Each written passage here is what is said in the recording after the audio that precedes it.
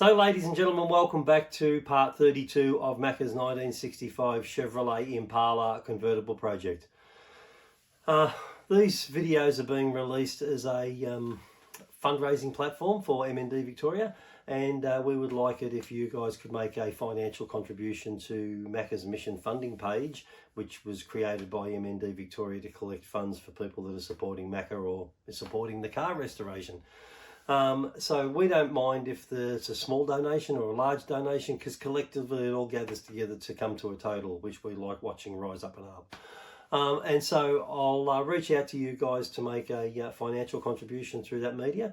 It'll be appreciated by Lynn and Macka and by all the restoration team. It'll be fantastic. So without further ado, I'll stop talking and stop asking you for money and throw you into the videos, and you can see just what we've done this week on Macka's 1965 Chev. Here we go. So as you might remember from yesterday, they've got the boot lid, been working on the boot lid, and that's actually, that looks, you can't even see where they've been with it. That's amazing. Yeah, that's finished, I think. And certainly this panel on the side here has been finished, and Vince has been doing a mountain of work to that. And that looks absolutely fantastic now. It looks beautiful, nice and smooth. And then of course down here, Peter was working on the diff, and Peter's indicated that he'll be back today and he will finish that all off. So hopefully we'll see a drive shaft in there today. So I'll keep you up to date as things progress. Yeah, that's the way we've got it set up at the moment. That's the that side, and of course that comes through there and engages on that. But if the boot's right up, that thing will release. And then we come across here, they're the two springs, and then this one's over there. They've got a cable tied there. But if we drop it onto the second one or the one after it, it is less force on it. So that's on the where it's got maximum force, and that won't hold the boot up. The boot keeps coming down. I'll just get Vince to put the boot down so you can see where it comes to. So the boot comes to about there, so it won't stay up any higher than that by itself. And it's got a lot of tension here. Yeah, and yeah, that's got a lot of tension, then it flies up. So what we're wondering is, like on Vince's car, when he releases that catch, it just sits there, and then when you lift the boot goes up. So we don't know whether we've got these arranged properly or whether they're wrong. Like there's an over center thing that makes the boot sit there, and then as you lift it, it starts to lift itself. So that's this arrangement. This side doesn't come away from that spring. That spring follows it up all the time. So we don't know whether this is whether that new spring that's supporting this side is loose. You can see there that it's come off. So it's like that needs to go up further, like it's not rotating. That's at rest now, and it's like it needs to go up further, but I don't know how we achieve that. So anyway, that's a look at it. So we've had this problem with the boot spring. As you might remember, the boot spring was broken just there, and Anthony Darwin supplied us with another set of boot springs, but we suspect it's probably a boot spring out of maybe not a 1965 Chevrolet Convertible, but maybe a 1965 hardtop. You know, that's how sort of different things are, because the set of this piece here is different on the two of them when that end up there is lined up together. So we've got Max here today, and Max is going to weld it all together for us, and then we're going to try it out again. So I will leave Max do his business.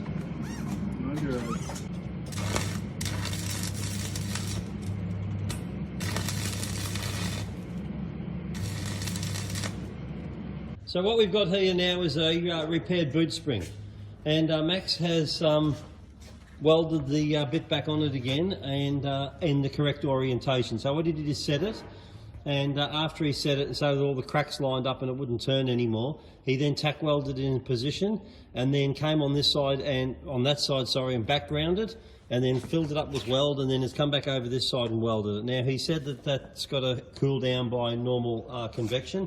It can't be dipped in water or anything like that. So we're just going to wait a couple of minutes, and then we can fit it into the boot, and then see if this has worked. And so there they are together, and then when we come down here, you can see the different set of the two of them. So one's not putting as much pressure on. So, well, you know, one could be for a hard top where that hasn't got that thing for the rag top to come back down into. So what we're going to do is put the one that we've repaired in, that cream one, we'll put that back in now. Vince will do that, and we'll just watch him do it. He's going to climb into the boot like that photo of the clown he's got in the boot. He didn't want to get in that day. Can you imagine? I don't know why. We forced him. You forced him. Yeah, we you bullied forced him. the clown No, into we the boot. didn't. No, Poor guy. No, he's a good guy.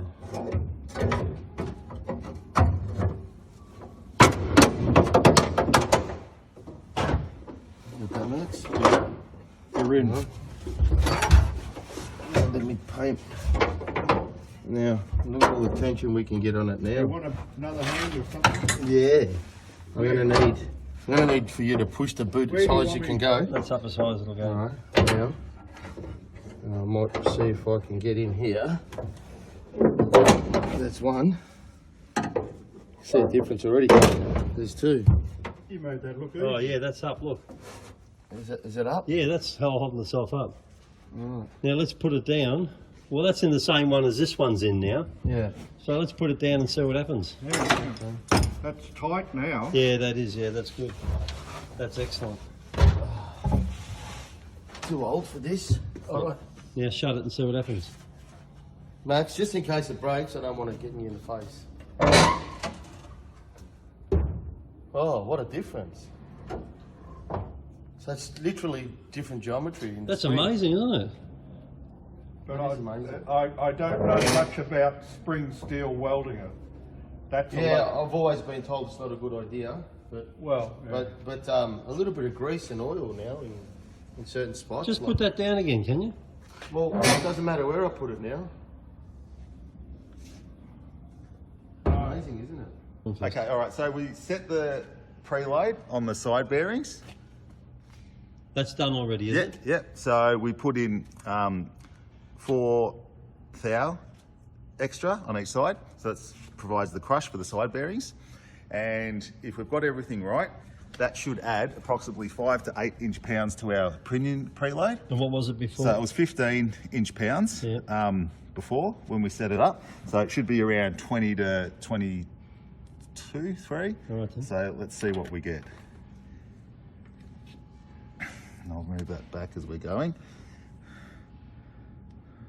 It's 24. That's all right, is it? I'm pretty happy with that. Oh, good. I'll do it again though. Yeah, because your gauge might be out or something. So what I figured yesterday, Vince, is you can turn this while you're going. Well, that one didn't work.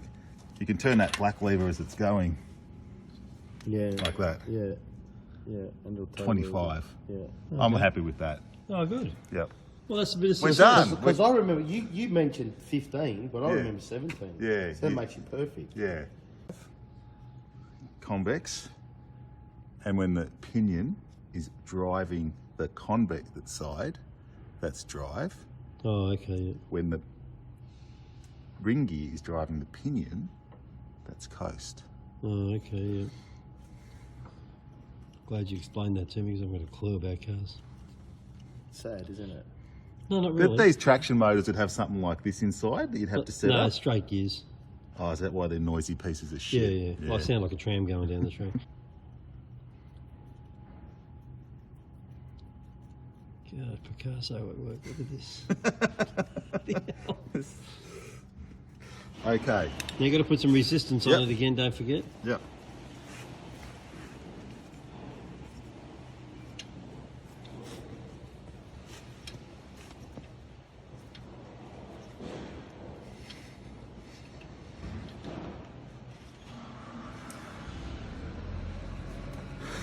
See that? Is that good? Yeah.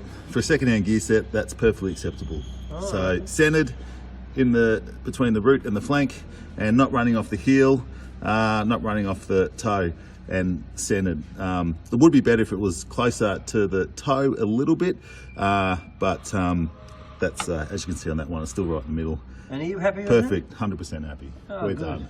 So we can put the cover on this now. I just got to torque these up and then we're done. Oh, no, put the axles in. and put the doohickey that locks them all we've together. gotta do that, eh? Yeah, we'll do that. Yeah. Otherwise they'll float out when he's going down the road. First bend. The first bend. Okay.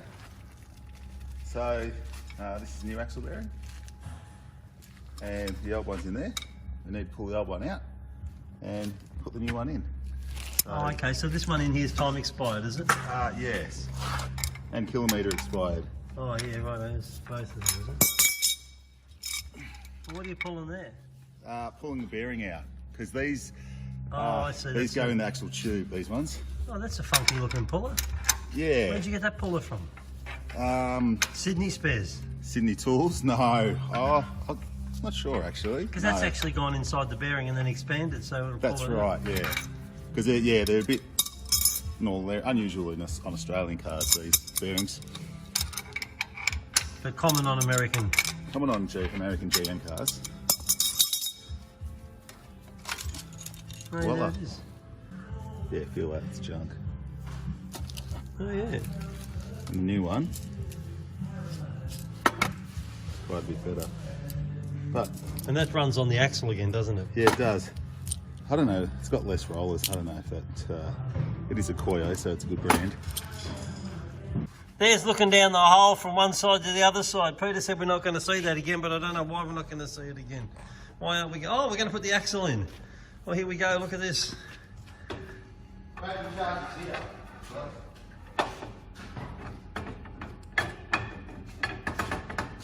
Do you have to line it up with that centre bit in the what's The it? spline's in the centre, yeah. Yeah, yeah. You see it come through. Oh boy. Can you see it? No, I can't see anything other than just the black hole. Oh, there it is. Look. Yep, it's there. It's sort of going in and out. Yeah, that's it. Is that in properly? Yeah. Oh, all right then. So then the other one comes in as well from the other side? Yep. There can't be too much of a gap in there because it's nearly in the middle. No, that's right. Yeah, there's not. Oh, okay. Yeah. So now we'll do the other side, yeah? Okay, so we're finally here. It is completed before the boot floor. So I held to my commitment, and now we can see the results. So the final piece, the axles are in. I've just installed the C-clips. I don't know if you can see them in there. See that little space? Oh, yeah. Yeah, so that's there. So yeah, here's the true track at work. You can hear it. Look, they are a little bit noisier than your standard differential, but that'll drive both wheels, will it? it will if you drive it. Yeah, they should both turn at the same time. Is that one going, that's going, yeah. clockwise? No, it's going counterclockwise. Is that going clockwise now? Yeah. Yeah, so is that one. It's working. So they're going the right way. And so I just, my spacer came out. Could have been a disaster. What's the spacer? They use this to keep the axles apart. Yeah, basically. Oh, okay. So make sure the C-clips are still in place now. That one is. That one is. All right. So How do you know it is? Oh, because I can't pull them out. Yeah. Oh, there it is in there. So now, so like, it's yeah, just 'cause- like a block. Yeah, you pull that out. You can push the axles in, and then the C-clip will come out. This means the axles can't go in, so the C-clips can't come out. Is there something to go in that holds that in place? Certainly. And do you bolt that in there? Oh no, it's got a circlip to hold it in. What's it got holes for? So you can pull it out. I don't know. Maybe when they machine it. I'm sure. Nice circlip pliers you got there. Yeah, courtesy of the Dermpav. Oh, is it the Dermpavs ones? Yeah.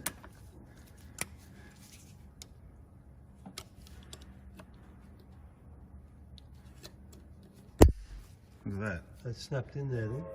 Complete. Oh, that's a really good thing, Pete. We're done. So now we can put the cover on, can we? Yep, that's it. Where's the cover? Oh, I've got it. I painted it. I'll get it. It looks pretty. And Is I it home? No, it's here. And I painted the nuts. So there is the finished product. As you can see there, we've got a sign there to say that the diff hasn't got any oil in it. And that looks quite smart with the black diff and the silver bolts all the way around. It looks nice. We had to put on the that bracket there, which was there before, to hang on to that brake line, the T for the brake line. And in doing that, we're going to have to get that all rerouted again. So hopefully when Mick's down here next, he'll be able to just touch that up a bit. And this also needs one of those clamps. You know, let me show you one. There's one just here, see? That goes onto that brass thing there and just holds that in place so that it can't pull out and then start rattling around as you're going down the road and then chafe through the brake line. So we'll need to have one of them too, but we'll need just a little bit of attention to that brake line to get it back under that clip there. I said to Peter to just clip it under, but Peter didn't want to do that because you know, there's a lot of good work gone into that brake line, and just to start bending stuff, it's better to have somebody that installed it to just adjust it. But largely the diff's completed, which is a good thing. And like time beat us yesterday, it's beaten us again today, and we didn't get the drive shaft in. So I'm guessing that next time maybe Mick's here, Mick will be able to put the drive shaft in, because I think it was those guys that removed it, and he'll know where all the bolts and stuff are to connect the tail shaft onto the rear differential unit. So a good day's work, and that's solid progress. So Vince was working today, and he's doing the inner front guards, I think they are, and they're ready to be painted, and we're waiting on Macka to tell us what the finished colour is going to be. And when I was talking to Vince today, I said, they'll be ermine white, won't they? And Vince says, no, I think they're black. And he said, I just don't know whether they're a gloss or a matte black. So we need to decide that, and then once that's decided, we can then get that onto there. They can dry, the paint can harden, and then they'll be ready to install. So ladies and gentlemen, I've just popped up the Macka's Mission funding poster created by MND Victoria. If you scan the QR code at the bottom left of this poster with your phone, it will take you directly to Macka's Mission funding page. Here you will be able to nominate the amount you wish to donate as your financial contribution to MND Victoria. Alternatively, you can use the link located in our comments below of this video. This link will also take you to Macka's Mission funding page, where you can make your financial donation. Either way will show us support for our efforts with these videos, allowing us to achieve our ongoing aim of raising funds for MND Victoria. Also, we would ask you click the thumbs up button, share these videos with your friends, and subscribe to this channel so you do not miss out on future videos as they are released each Monday at 7 AM until we reach the end of this series. Many thanks for your time to view this video, also for your financial donation. It is all very much appreciated. We look forward to seeing you all again in next week's video. So for now, for me, it's bye-bye.